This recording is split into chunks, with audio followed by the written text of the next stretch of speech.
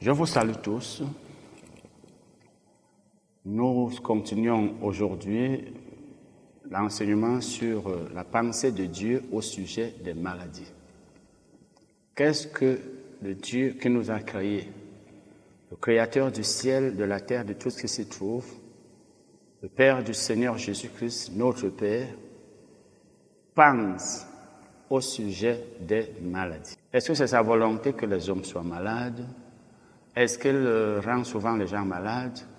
Est-ce qu'il refuse de guérir certaines personnes? Est-ce que c'est lui qui a créé les maladies? Etc., etc. Nous avons commencé à voir les causes des maladies. Qu'est-ce qui peut bien causer les maladies? Nous avons parlé de l'ignorance. L'ignorance peut être une porte ouverte aux maladies. Et là, bien entendu, l'ignorance, surtout au sujet de la pensée de Dieu, c'est-à-dire de ce que Dieu pense des maladies. Par exemple, il y a des gens qui estiment que nous sommes des êtres humains et qu'il est normal que nous tombions malades. Il y en a qui disent, nous sommes encore sur la terre. Si nous sommes malades, mais il n'y a rien d'étonnant dans cela. D'autres diront, mais telle personne était malade, pourtant elle servait Dieu. Tel autre était malade ou même est malade ou est maladif, ou bien est hospitalisé ou l'a été, alors que c'est un serviteur de Dieu. Alors, les gens qui s'appuient sur les expériences des autres, c'est des personnes ignorantes. Nous avons vu cela dernièrement. Et ceux-là qui disent, mais nous sommes sur la terre, eh bien, nous sommes des êtres humains. Ils peuvent donc être malades alors qu'ils ne devraient pas l'être. Il faut que nous allions dans la parole de Dieu pour voir qu'est-ce que la Bible dit.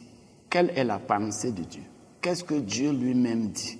Pour que, connaissant la volonté, le plan de Dieu, nous marchions selon cette volonté et ce plan, et qu'ainsi la volonté parfaite de Dieu soit accomplie dans nos vies.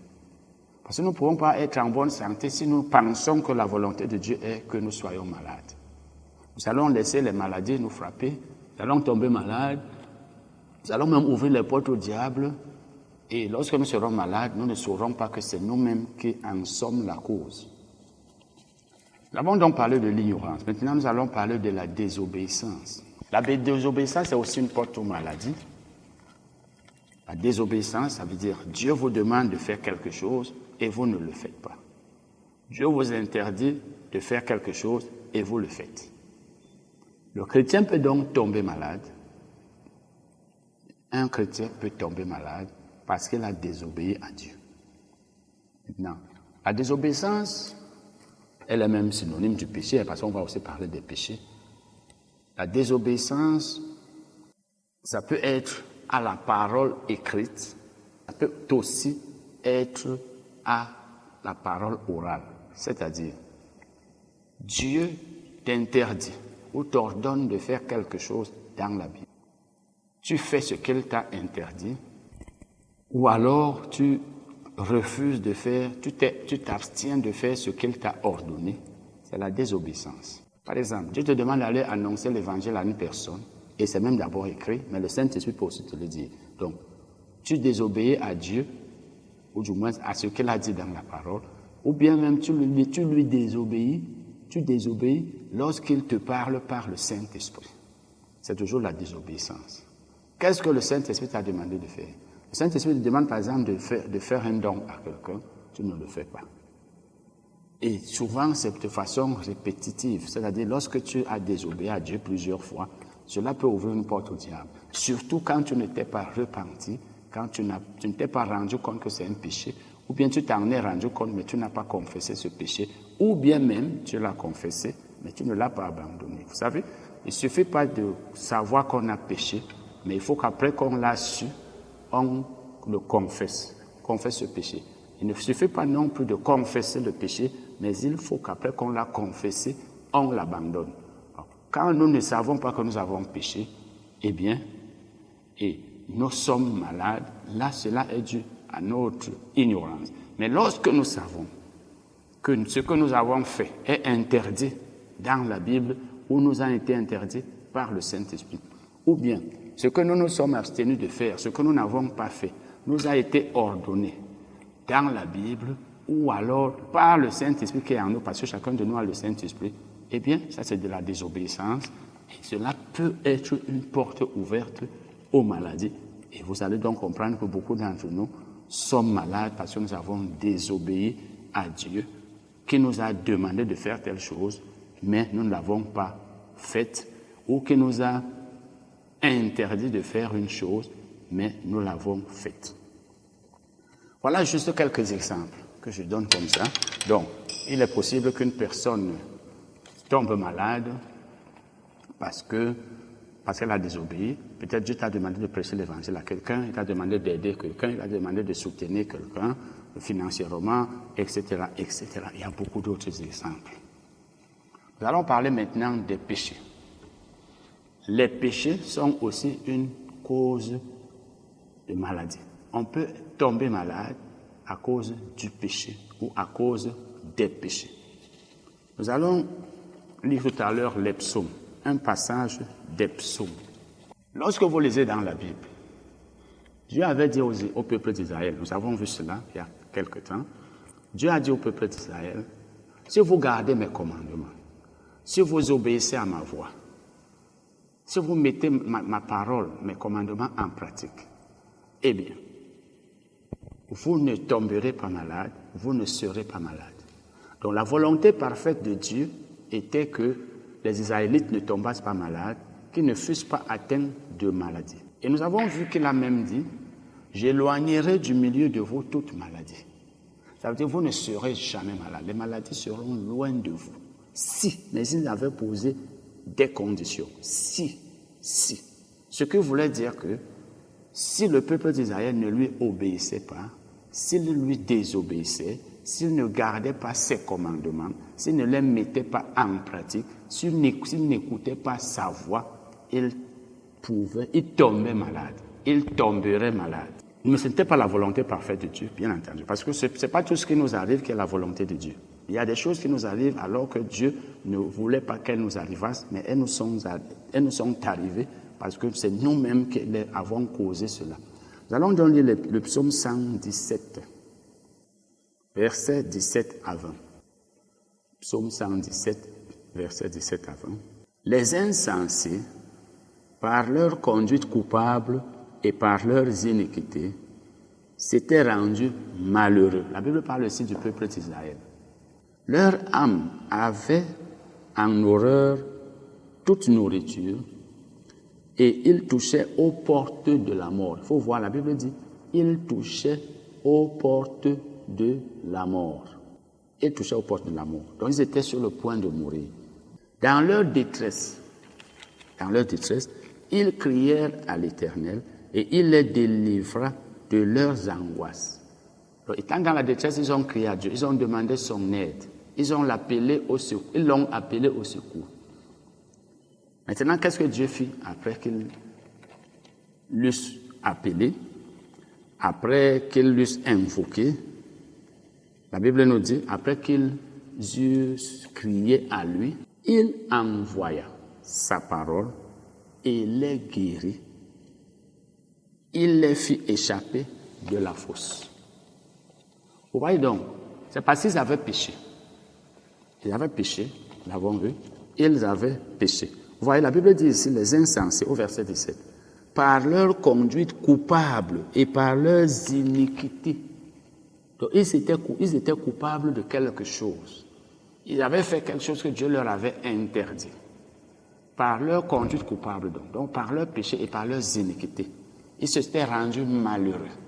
Donc, c'était à cause de leur péché, de leur désobéissance, qu'ils s'étaient tombés malades. Et s'en étant rendus compte, ils ont crié à Dieu et Dieu les a guéris. Il a envoyé sa parole qui les a guéris. Vous voyez donc que ces hommes-là étaient malades à cause de leur conduite coupable, à cause de leurs iniquités, c'est-à-dire à cause de leur péché. Et la Bible dit que Dieu a envoyé sa parole. Il l'envoya par les prophètes, parce que c'est par les prophètes que Dieu a envoyé sa parole. Parce que les prophètes parlaient toujours de la part de Dieu. Nous allons lire maintenant Jean 5, versets 12 à 14. Jean 5, versets 12 à 14. Vous vous rappelez l'histoire de l'homme qui avait été guéri à la piscine de Bethesda. Cet homme était là depuis des années, depuis longtemps, il souffrait depuis des années. Et Dieu envoyait un ange qui remuait les eaux. Lorsque les eaux étaient remuées, une fois qu'elles étaient remuées, un ange, le malade qui se jetait le premier dans la piscine, était guéri. Et il fallait qu'un autre ange remuât les eaux avant qu'un autre malade pût être guéri. Jésus donc, étant arrivé là, vit un homme paralytique, qu'il guérit sans que ce dernier se fût jeté dans la piscine. Nous allons lire la suite. Versets 12 à 14, Jean 5. Après cela, les gens étaient arrivés là et s'étaient rendus compte que cet homme qui était paralysé depuis était guéri et ils étaient surpris. Ils lui demandèrent, qui est l'homme qui t'a dit, prends ton lit et marche?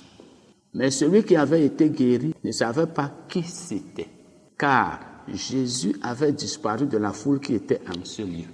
Depuis, Jésus le trouva dans le temple et lui dit, voici, tu as été guéri. Ne pêche plus, de peur qu'il ne t'arrive quelque chose de pire. Jésus n'a pas dit à cet homme, ne pêche pas. Lorsque vous dites à une personne, ne pêche pas, cela ne fait référence à rien. Cela ne fait aucune référence au passé. Ne pêche pas. On ne sait pas si la personne a déjà péché un jour ou non.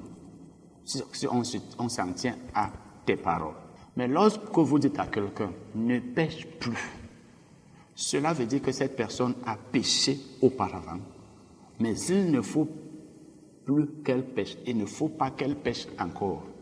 Jésus lui a donc dit, ne pêche plus. Ça veut dire, tu as d'abord péché. Et il dit pourquoi? Il dit, de peur qu'il ne t'arrive quelque chose de pire.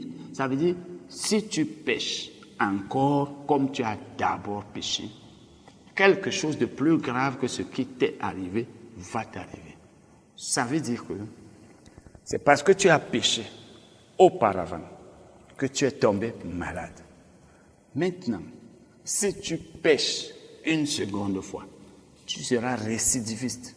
Et en péchant cette seconde fois, le mal que tu as eu, celui duquel tu viens d'être guéri, la maladie qui t'a atteint et qui vient d'être guérie, ou alors une autre, va t'atteindre et tu seras encore dans une situation pire que celle dans laquelle tu as été. Ça veut dire que quelque chose de pire va t'arriver. La maladie dont tu vas souffrir sera plus grave que celle dont tu souffrais jusqu'à il y a quelques minutes seulement.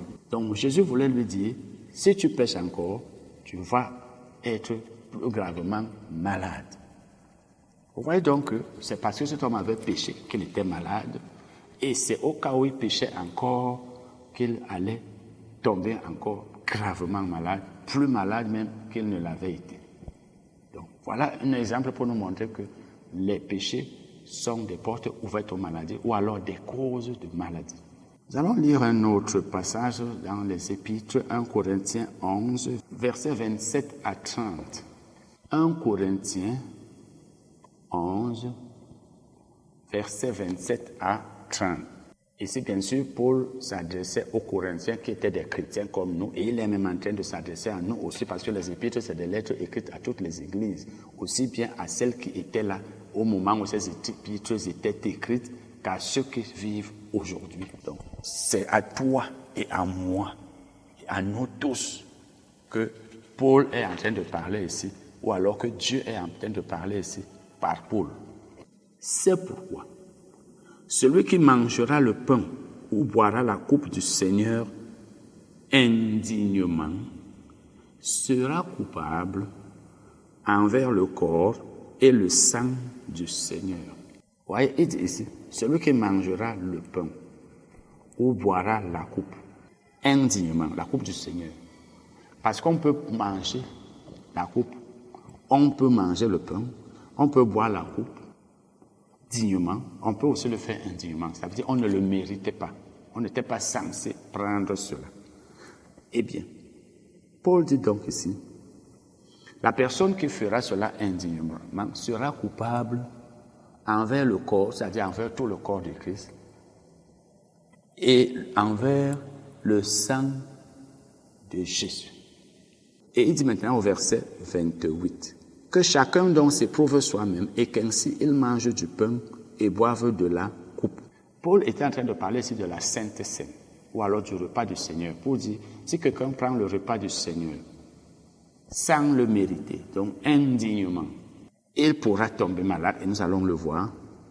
Il dit, car celui qui mange et boit sans discerner le corps du Seigneur, mange et boit un jugement contre lui-même. Donc, lorsque je mange et je bois, lorsque je prends la Sainte Seine, lorsque je prends le repas du Seigneur, je dois discerner son corps, le corps de Christ. Et il dit donc, si je ne le fais pas, je suis en train de boire et de manger et de boire un jugement contre moi-même. Qu'est-ce qui va donc m'arriver? Donc je suis en train de pécher. Et quand il dit ici, discerner, on doit discerner. On doit se juger soi-même. Ça veut dire que je dois examiner ma vie, voir si je suis en train de marcher comme la Bible me l'ordonne, si je suis en train de vivre dans le péché. Discerner le corps du Seigneur, c'est le considérer comme étant un. Le corps de Christ est un. Nous devons éviter la haine, par exemple. Nous devons éviter le manque d'amour. Nous devons éviter la division dans le corps de Christ. Celui qui discerne le corps du Seigneur, c'est celui-là qui sait qu'il est un et qu'il ne faut pas le diviser. Bon, maintenant, si je ne le fais pas, je vais maintenant prendre le repas du Seigneur, c'est-à-dire la Sainte Seine. Je suis en train de manger et de boire un jugement contre moi-même parce que je suis en train de vivre dans le péché. Il faut donc que j'évite d'aller prendre la Sainte Seine. Et c'est pourquoi souvent nous disons aux chrétiens que si vous avez des choses mauvaises dans votre vie, confessez les péchés, vous avez des problèmes avec les gens, il faut abandonner tout ça, il faut pardonner, il faut vous réconcilier avant de prendre la Sainte Seine, avant de prendre le repas du Seigneur. Il continue donc en disant, bon, il dit, c'est pour cela qu'il y a parmi vous beaucoup d'infirmes et de malades et qu'un grand nombre sont morts. Il dit, c'est parce que plusieurs d'entre vous ne discernent pas le corps du Seigneur, qu'ils sont morts ou ne discernent pas.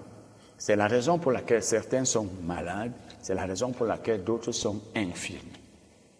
Donc, c'est un péché lorsque vous ne marchez pas dans l'amour dans l'Église. C'est donc la raison pour laquelle certains chrétiens étaient morts. C'est la raison pour laquelle certains étaient malades. C'est également la raison pour laquelle certains étaient infirmes.